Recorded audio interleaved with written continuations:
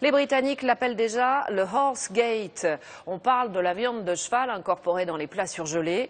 Depuis quelques heures, l'enquête se concentre sur une transaction qui s'est déroulée entre un trader basé à Chypre et l'entreprise Spanghero.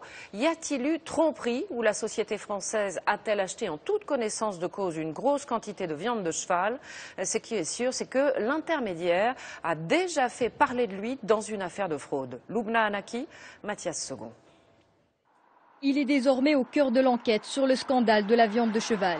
Jan Fassen, un courtier néerlandais basé à Chypre. C'est lui qui aurait négocié l'achat de la viande chevaline auprès des abattoirs roumains, puis acheminé la marchandise jusqu'aux Pays-Bas, avant de finalement la livrer à l'usine Spanghero. Son entreprise, Drap Trading, est enregistrée à Chypre. Elle est en fait hébergée par cette société de conseil. Et ici, personne ne veut nous parler. Je ne sais rien, je ne peux rien dire.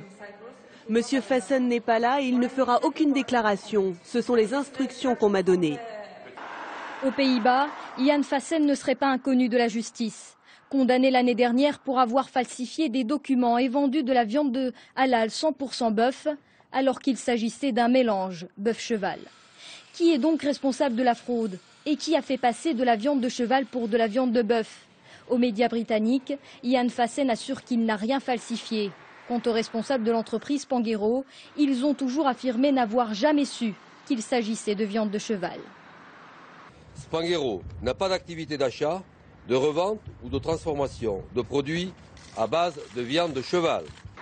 Actuellement, les responsables de l'usine sont en réunion exceptionnelle et disent attendre avec impatience les résultats de l'enquête de la répression des fraudes.